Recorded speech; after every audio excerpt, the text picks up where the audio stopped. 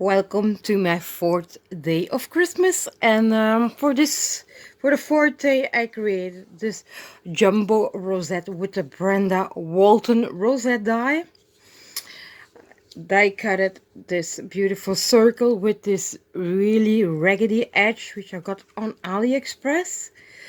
Then I used a scalloped die from Spellbinders, some lace, this beautiful gold trim here from my stash, and then attached a small half of a Christmas bauble and filled it with snow and some shaker materials.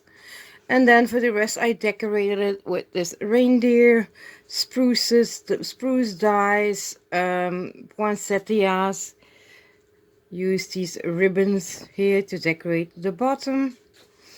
And then I tucked the rosette into a wooden spool. So I decorated the top of the wooden spool, and it added here a small Christmas tree, the word Noel, some snowballs, which I do quite a lot on Christmas projects.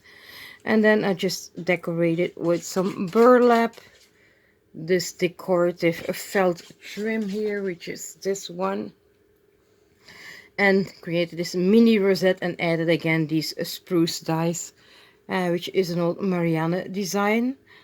And this is, let's see, let's maybe put it this way.